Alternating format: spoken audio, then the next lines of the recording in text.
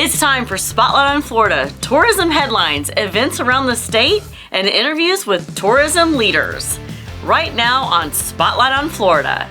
How many fish were found in the now drained river surrounding Disney's Tom Sawyer Island? Did Orlando set more attendance records? What's causing the spike? Highlights from Visit Florida's tourism conference.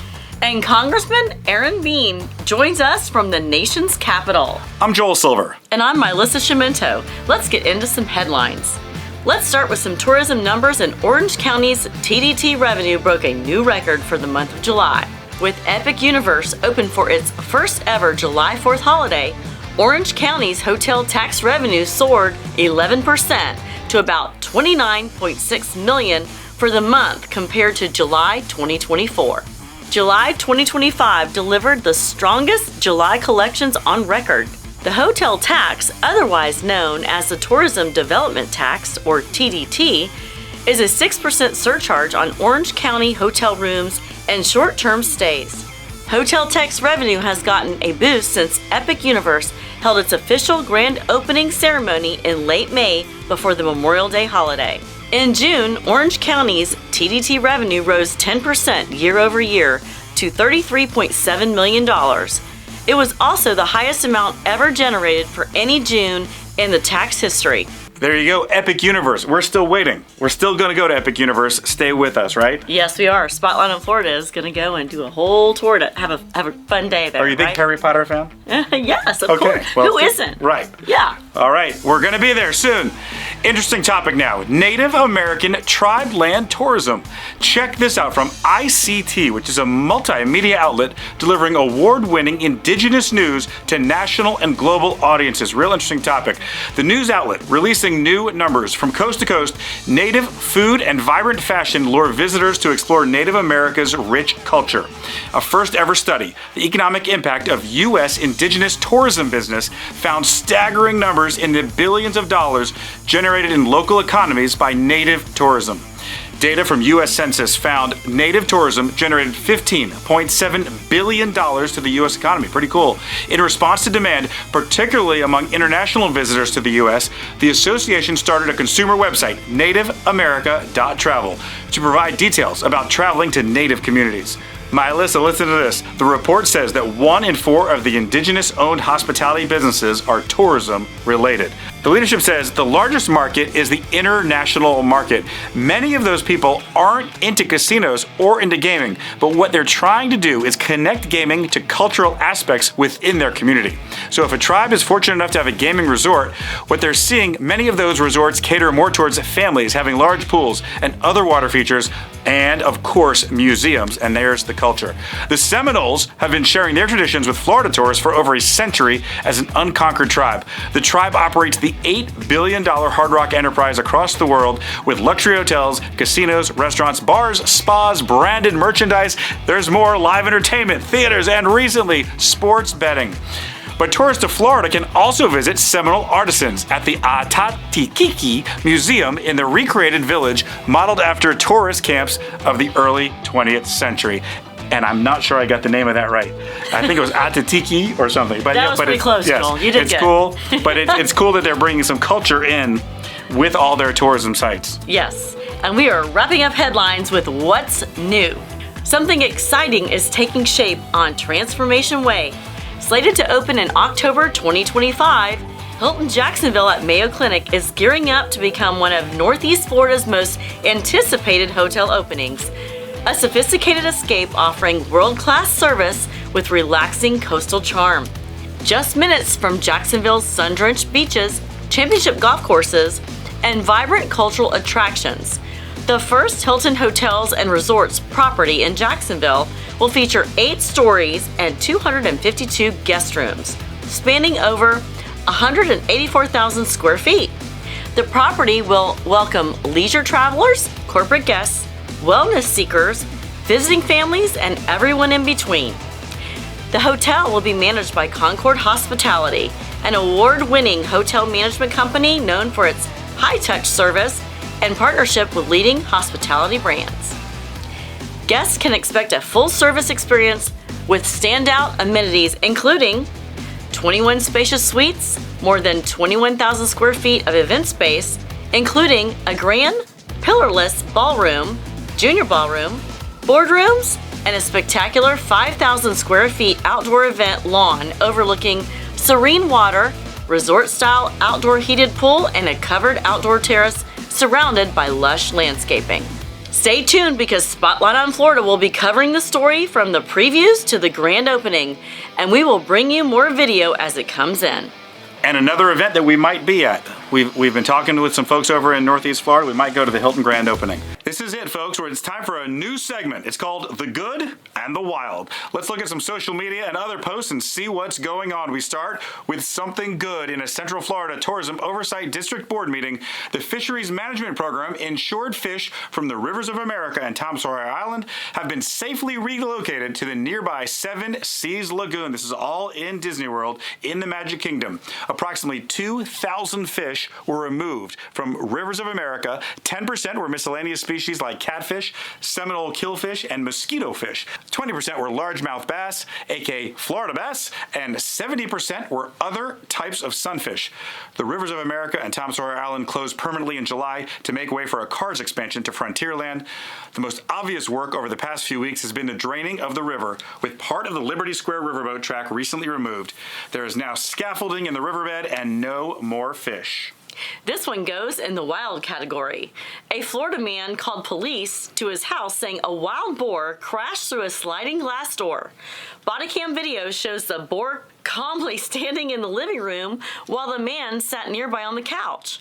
When officers attempted to remove the boar, it went wild and charged at them several times. Eventually, officers say the boar just ran away. Definitely not something you see every day. All right, let's switch back to another good story. Sizzle Dining, Southwest Florida's premier dining event, has begun. Over 127 restaurants participating with the goal of driving customers to dine out. Please dine out. All sorts of great deals, and the event is getting the attention of local media in the market and surrounding markets. You're looking at the United States Capitol, the home of Congress, and the location of today's guest. Spotlight on Florida is on the air, and we've got a special interview for you today. Look at this. Next to me, this is one of the biggest things we've done on Spotlight on Florida so far. Congressman Aaron Bean. Congressman Bean, welcome to Spotlight on Florida. Joel, great to be with you. Thanks for having me and putting it together. And always a treat to talk about Florida, talk about tourism. That's the butter that makes everything sweeter in Florida. We love hearing that. I know you're in D.C., so we wanted to bring you on to talk about what's going on in Florida, Northeast Florida specifically, in your case. But I mean, listen, let's start just general. In your role in Congress now, you're seeing people from around the state, the country, the world. Right. What are you telling them about Northeast Florida and what it has? Well, a lot of people want me to keep it a secret because it is filling up in Florida. But no, I can't stop bragging about Florida, Northeast Florida in particular. It literally is paradise. Where I grew up, I've had the opportunity to serve as mayor as a little town in Fernandina Beach on Amelia Island. And in the House and in the Senate and now in Congress, representing all of Northeast Florida. It's a treat. It's fun. And I love it every day. Every day I come to work with a little pep in my step. You're known for some pep in your step. So that's awesome. Hey, so recently saw you walking around with Florida Restaurant Lodging Association, Northeast chapter, Nicole Chapman. You spent some time in the district. I don't know if it was during your August break or what it was, but tell me about that trip and what you were doing. Well, anytime we get to hang out with restaurateurs and FRLA, we love to do it. Nicole Chapman's a great friend. She's been up to D.C. We had dinner and toured. She put together a roundtable of restaurant owners and operators, and we sat and listened to challenges that the industry is facing. Listening really was more listening than anything, which is hard for me to do sometimes, Joel. I know you think I can't stop talking as much, but to listen to what it is. We did talk about the one big, beautiful bill that really offers such broad tax relief to the people that are continuing to pay the bills on a national level. There is some trickiness to it. With restaurants, there's a new caveat: no tax on tips. And if if that's the way you make money on tips, you're elated. But there are some nuances of how we had to write the bill, uh, and just listening to concerns of restaurant owners. It was a great day, great day. We spent, I think, a couple hours in Jacksonville with the pretty large group she put together.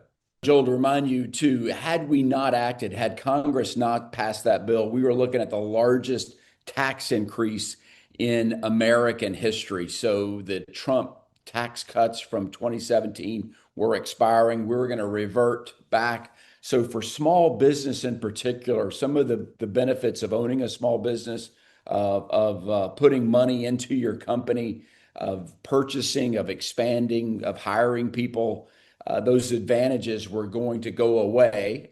Some of our tax rates were going to be the highest on the planet. And so listening to them breathe a sigh of relief that's not going to happen truly was probably the root of was the base of the meeting. But there's still challenges. Listen, challenges. I've operated 4 small businesses, and it's tough enough without the government in your business. So we want to get government out of their business to the extent that we can, and let them compete and let them cook and be hospitable to people, which is what they want to do. Yeah, all of us know tourism is so key to the state. All the hospitality folks working day in, day out. It really is something that we need to make sure we help them, huh? And you're trying in DC. That's 100%. We can't take it for granted. We can't take for granted that just because we've got awesome weather, we've got Mickey Mouse and others and beaches, we just can't expect it to automatically happen. So that's the goose that lays the golden egg in Florida. We want to make sure that everybody that participates has every tool at hand, and that any obstacle that we need to remove we do need to make sure that that goose continues to lay the golden eggs. I like it. So you got your August break. So you're in the district, right? Now back in DC? Back in DC, yeah. August, the work period in August was great, and I think last count was 24 talks. We did another dozen visits to different factories and companies, and talking to their employees about just whatever is on their mind. But yes, back in DC, and as you know, in DC, it's so razor thin. The parties are so razor thin that every vote is so close. Every vote, so you can't miss a vote. And our first vote series is just in a couple of hours. So I'll be suiting up and ready to go on the floor and do my thing with my card, voting. I've seen you on C-SPAN a couple of times, so I always love seeing you there. Yeah, there he is. Yeah. So, but you were in the district, and people are generally feeling good. What do you think? There's great optimism. No, there is truly great optimism. I think there was great frustration that there was no accountability. We saw people breaking the rules and the laws without any accountability. And I think now there is accountability. We're seeing enforcement of our laws, which is what civilization is. Civilization is we have laws and we abide by them. And it's frustrating for people that pay the bills and do their thing to see there is no accountability. So that's number one. But we also, number two, is that bill that truly is almost the parting of the Red Seas. It's a miracle. It passed by one vote that we delivered for the American people. So people will begin to feel the impact of that bill, particularly when they're filing their taxes the next time around. And we're already seeing businesses and business owners and small business people invest and put up money in their companies. That was one thing we did in August. We went to a couple of factories where they're going to be hiring more people. They're going to be putting more capital in there. The Big Beautiful Bill also puts an emphasis of making things in America. And so now there's an incentive for people to look for sourcing things from our country, as well as creating factories to begin the supply chain right here in America. We haven't had an emphasis on that really in the last 40 years. So that's kind of also a big deal that the big beautiful bill. I was in my office right now. We're debating on what to call it. The big beautiful bill does so many things. It secures our border. It upgrades aviation and flying in America. It strengthens Medicaid for those who need it. But overall, it just gives a tax cut to working families, and you'll hear that, I think, in the coming weeks to emphasize what that bill does. I love it. I've seen you throughout your entire career. I've known you. I've watched you in the House, the Senate, now in Congress. What do the people in D.C. think of Aaron Bean? Well, What do they I think make the of jury's you? still out, Joel Silver. You and I have also done some side gigs. I know one of the small businesses I had was an auction company, and Yes, I think you were one of the small businesses you have is a filming crew, and and I think we did a gig together that was just so much fun uh, together. So it's a different world up here. I still have the hospitality bug. In 1988, I was Nassau County, Florida's uh, hospitality employee of the month. I had no I idea. think I have that picture. I was a waiter. I waited tables and bartended at Sliders Oyster Bar. uh, wow, that was just a great time. But that's just still in my blood, still today in our congressional offices, serving others, serving you is what we do is one of our credos here, and so I think that's in my blood. I think most people in the hospitality business have it in their blood. They would much rather be serving than to be served, so to speak. So, when I go to one of those galas like we were doing, I'd much rather work. I'd much rather, I don't know, be helping and doing something rather than just sitting there, not working. I know, Joel, you feel the same way. Absolutely. If you have not had the pleasure of hearing Aaron Bean be an auctioneer, then you are missing out. You need to go to an event where he is doing auctioneering. I don't even know if you can do that anymore now that you're a congressman, but I'm but just a it is great. volunteer now. I still do them occasionally as a volunteer, so it's still fun and still have a lot of passionate projects. We've got one coming up that my wife and I started, the Nassau Education Foundation, and we just had a milestone. We started this organization 10 years ago, and it just delivered its $1 millionth directly to teachers as these community grants. So over 10 years, $1 million to teachers. The smallest grant was $100, and we've done up to $5,000. We've got a community panel that reviews all the grant requests. We just raise the money, and then the community panel decides which teachers need it most and what is the most impactful grant. So that's one I'll be doing in January, and that'll be our 11th year doing that one.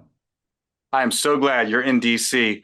I find it so interesting. I know you got to do some votes, so we'll wrap it up here. But the you have you're involved in so many things, and you mentioned manufacturing, you mentioned environment, all these things that you're working on in DC. So you got to probably enjoy hearing from people. So if people in the hospitality industry, tourism industry, if they have something they need to get to you or your office or an issue, what do they do? They can, you would think I would know my phone number, but I don't know my phone number, but I know you can Google us. It's Yeah. bean.house.gov. Drop us a line. Come see us. We've got some folks coming in today. We give tours. We take care. We have that hospital. We have a division of hospitality here in our office that takes care of our visitors to DC. No, let us know. Let us know what's on your mind. And that's, I know it sounds trite, but that's how a bill becomes a law. It's a citizen Right. that has an idea. This needs to be changed, or this needs to be torn down, or whatnot. And we've got a team. We noodle on it. What's the best way to sell it? How can we put it together? And how can we put it in a big package? But being on the Ways and Means Committee, we haven't really talked about that. That's the committee that wrote the One Big Beautiful Bill. It handles tax policy. I was put on that committee earlier this year. Uh, it's been a lot of work, to be honest with you. We've had very long meetings, but it's worth it to see how to relaunch, the American dream, the American opportunity to get everybody on board on giving the opportunities that the bill does and prevents everything from being slowed down. If we'd allowed a $4 trillion tax increase, Joel, the tourist people wouldn't have enough money to come to Florida. because right now people in Ohio save all year long for that 1 week where they can pick to go anywhere, and they always choose, or at least most of them choose to come to Florida. So we want to make that a great experience for them, keep their taxes low where they can do just that. Amazing. So glad you're there. Would you leave us, please, sir, with some words for the folks that are in the tourism industry, hospitality industry, about what they do? I'm appreciative. I'm very appreciative. When I was in the Florida legislature and now, I recognize, and that's the way we started off our conversation. Literally, tourism is what butters our bread in Florida. We can't take it for granted, and so we want our tourism industry to be as strong as ever. That's why, Joel, I know you work for him, and I listen to him all the time, the Florida Restaurant and Lodging Association, which is the go-to organization for tourism in Florida. Carol Dover is one of my great friends, and I talk to her occasionally about the needs of tourism, and she's the watchdog to make sure it all continues, that the goose of tourism continues to lay those big golden eggs for everybody. And now you know why everybody loves Congressman Aaron Bean. There you go, folks. Congressman, thank you so much for joining us from D.C. and all those words, and we hope to have you back soon. Go get him, Joel. All the best. Thank you. Okay, we'll see you soon. That's going to wrap it up for this interview. More later. It's Watch on Wednesday on Spotlight on Florida, and we are rolling on with more content all day. Time now for more interviews from the Governor's Conference on Tourism. Oh, yeah, we love this. Each year at the Flagler Awards celebration, awards are given out to the best efforts in marketing. Awards for websites, commercials, and more presented, and tourism entities from around the state are there to celebrate. Here are a few interviews from the conference. McAnally. Yes, that's right. Okay, and you just had a great performance at Visit Florida. Tell us about it. Oh, well, we got to play a bunch of great songs this coming.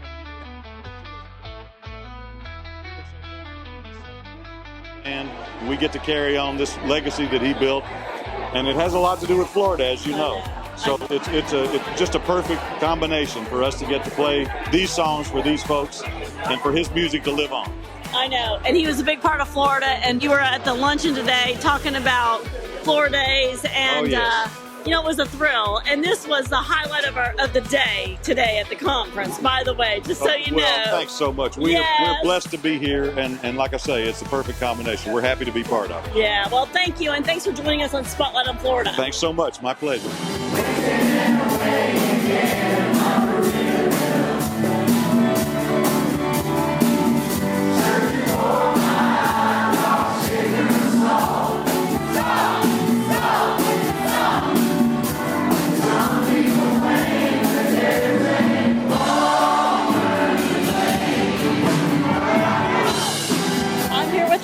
And welcome back to Spotlight on Florida. Of course. You just did an interview with Joel, talking about this event. Yes. And we're here.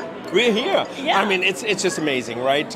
It really brings all of the destination companies into the same spot, and it's absolutely fantastic that we just can talk about Florida and how important tourism really is. When you take a look how bright the future looks, it's amazing. We have a new president and CEO. Brian Griffin is gonna take the helm now, and he's gonna lead us. I love his background. I absolutely love his background. His background is in communication.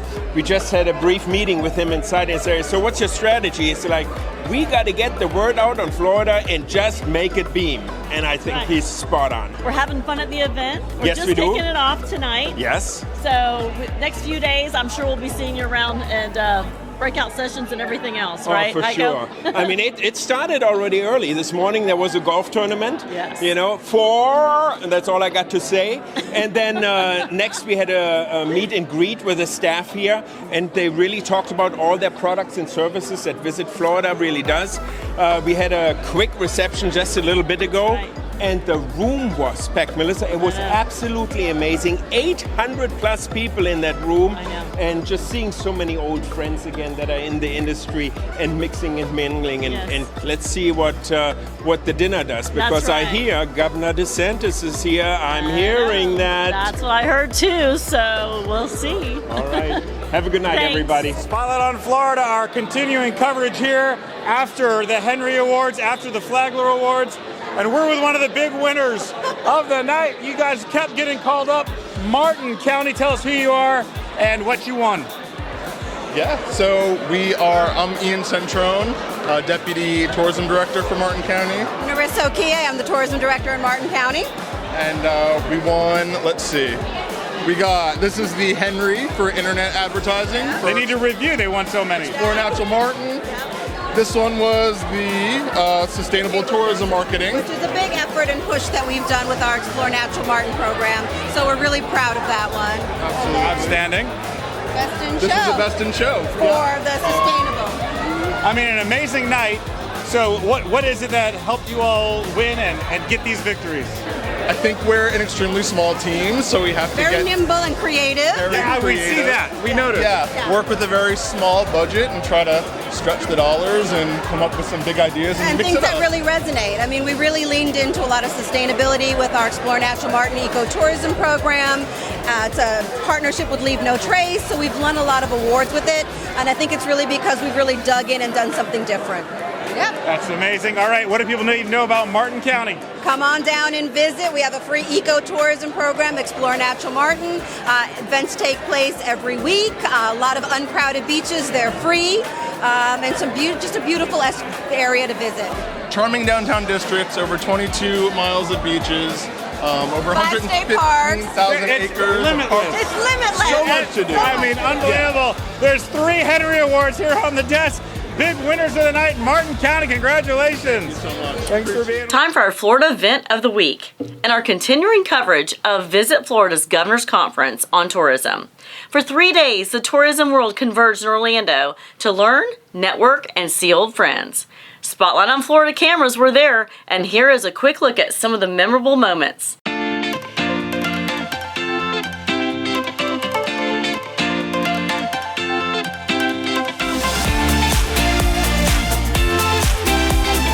What Visit Florida does and what you all do is important. The vitality of our state depends on it, and we're lucky to have such a great organization to drive us forward.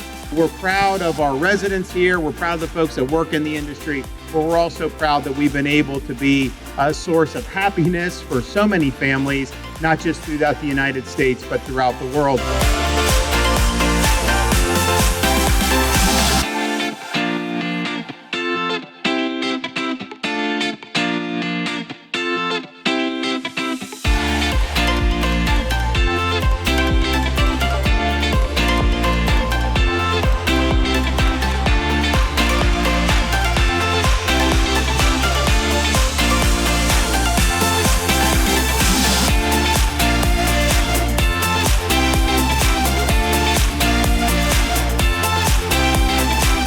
Tourism, from a big perspective, is about finding the balance between the visitors, infrastructure, accommodation capacity, the airport capacity, the parking capacity, and they're trying to keep an eye on all that. I can tell you this, I believe in the mission of our organization, and I have always been a big supporter of this industry. We are so incredibly fortunate to have partnered with one of the most impressive organizations in Florida, and quite honestly beyond, in Margaritaville, to help bring this iconic song into the Live More Florida Days campaign.